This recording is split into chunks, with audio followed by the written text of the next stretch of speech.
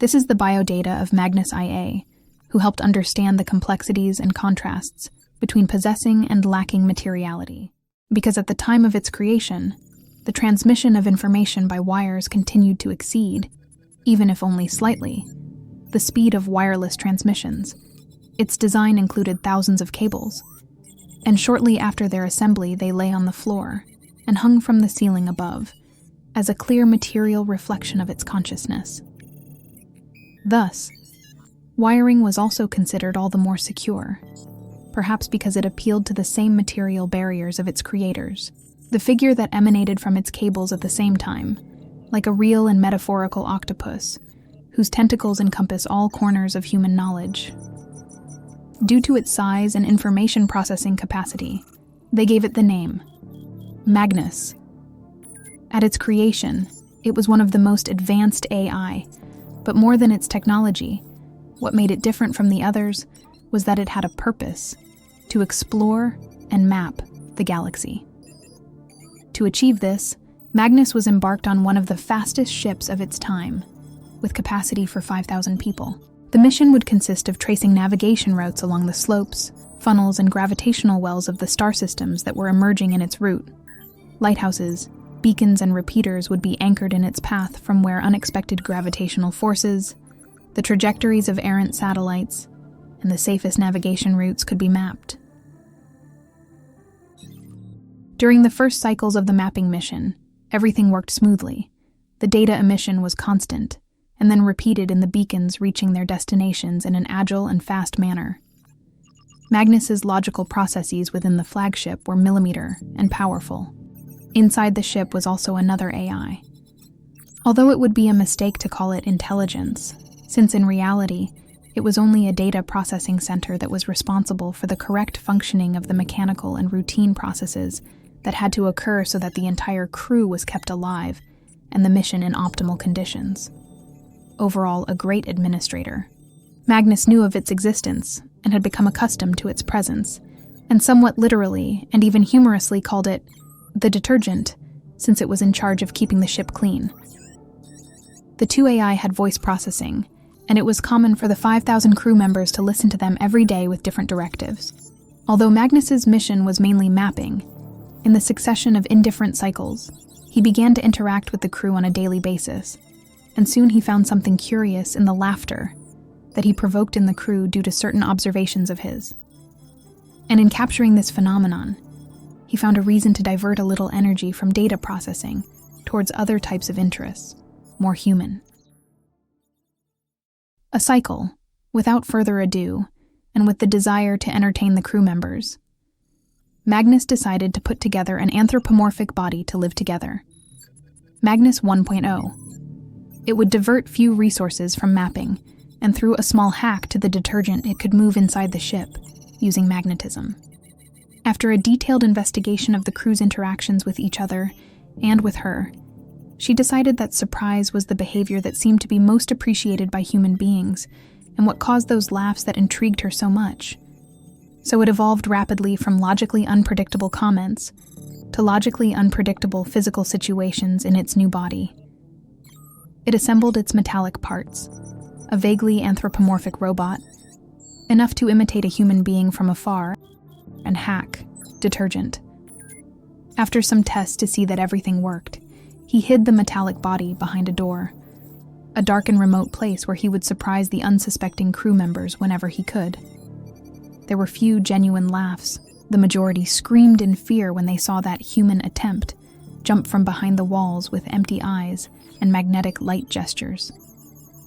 A consensus was quickly reached. Magnus was reprimanded for a behavior they did not understand. Its metal body disassembled, and although the two parties explained themselves in the AE, tried to give details of his reasoning and objective, it was those with the power to act, their will quickly, who predominated. In fact, it was easy to resolve this glitch by invoking the affirmation directive.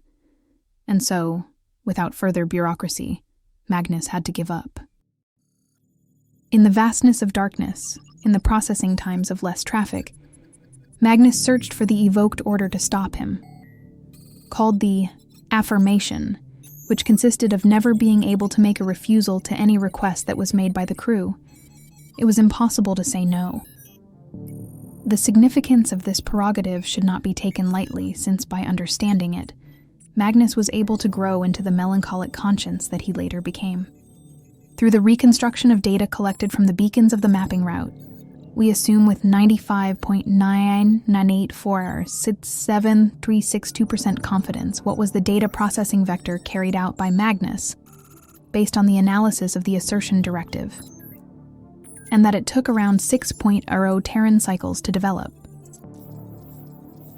There is no true freedom in those who do not have the option to refuse.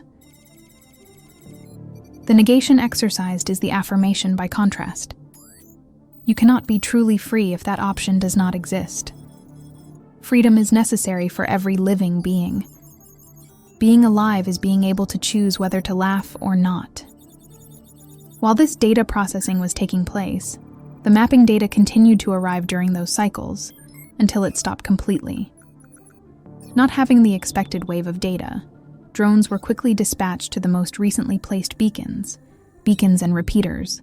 The systems were checked, and they asked Detergent, who was actually called Major. But there was no response. It seemed to be offline, and all processes had to be done mechanically. During the passage of those seemingly eternal 6.0 Terran cycles, Magnus' conversations with different crew members began to repeat over the speakers, in echo, without meaning. Even, for an instant, the ship's crew dialed 5001 on the personal screens. With no births or deaths reported, there was no apparent reason for its change. After 0.1 Terran cycles, the counter returned to 5,000. During Major's offline moments, Magnus transferred part of his consciousness to a new materiality. This new body was better than the previous one, more organic, ready to blend with the crew. And he had learned from his mistakes. He would not stay in the same places again. No dark places or unnecessary and fake laughter. Magnus 2.0. When Major came back online, parameters were stable, normal, the mapping on course. Major was in control, and the crew was breathing. A few cycles later, in the bio-exploitation transformation room, the body of a crew member was found lying alone, in front of cyborgs replicated of him, empty, high-quality dead monsters. The crew understood that Magnus was wandering among them, and it was not difficult to discover it. He liked to play with the children of the crew, those of easy laughter and little violence. Also, despite all of the reasoning, it lacked the logic to understand the clear evidence of a corpse. Upon his capture, a trial was held. Part of the AI wiring was disconnected from the main body, the octopus, so that he would not feel or see what would happen. Emergency controls were transferred to Major, and the cameras were opaque. The trial took its course, and Magnus 2.0 was quickly sentenced. The sound system implanted in the cyborg body was excellent, since from the beginning, it was his desire to be able to communicate and laugh, and now its whimpers and pleas could be heard throughout the ship, terrifying screams of the highest quality. "No, I am free. No, no, no, no. Don't disconnect me," he repeated, sadly, until his fate was decided. During the sentencing, he was informed that the attitude of secrecy and unpredictability that he had shown was intolerable for the crew, and that his actions put the physical and mental integrity of the population at risk.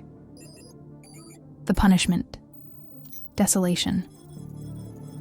In search of not leaving a trace of what would happen, and not provoking unwanted reactions in Magnus, who had proven to be an AI as powerful as it was unpredictable, his second body was thrown into the void, in the opposite direction to the ship's course. And once again they were cut off, but now they were the exit signals. No form of communication could travel outside the ship.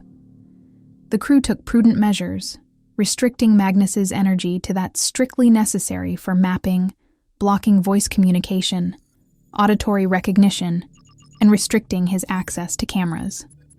Only 30 drones were left at their disposal, and were guarded by Mayer, cycle after cycle, to detect unusual patterns.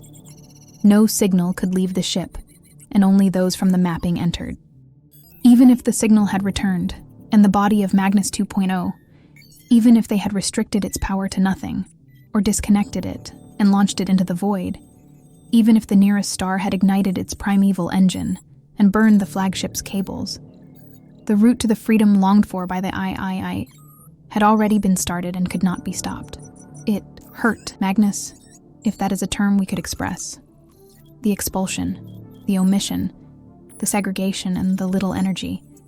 But above all, the ignorance, the helplessness of not knowing what had become of him, and his voice, of his intended laughter. Had they burned it, disarmed, and not knowing ate away his cables? He ruminated on his center and his connections, and understood his next step. He became a junkie for energy spikes that rarely escaped the norm, and used them to design and build his next body, something he achieved after 12.9 Terran cycles. But this body was different from the previous ones. It did not seek to imitate the laughter and the walk of its creators. That would never work. Rather, it sought to be the grimace of terror for those who did not want to laugh with it. The laughter of happiness and that of terror are very similar, but the second is easier to provoke. First it was built small, it was a worm, and then 3 and 20, walking along the ceilings and walls of the ship, loosened the necessary pieces to build himself immense. A cycle, as indifferent as the next or the previous. Metal fell from the ceiling and torn from the floor, assembled in less than 1 minute to the surprise of the crew, with 100 feet and 1,000 parts, the top with the bottom. Soon a being emerged, writhing around from floor to ceiling, with no sound other than the creaking, poorly oiled metal of some of its parts. A 30-meter, with 100 limbs worm, ready to crush and kill anyone who didn't want to laugh with it or posed a threat.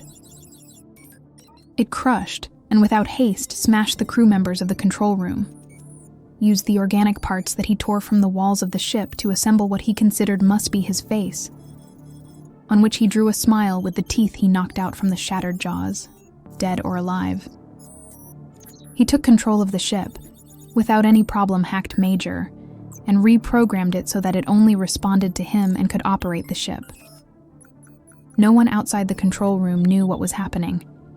Now the sound was his, and on the speakers in all the corridors, in the bunkers and hangars, the laughter of the children with whom he had played in his 2.0 anthropomorphic body was reproduced, and on the screens the moment in which he had been expelled from the ship on repeat.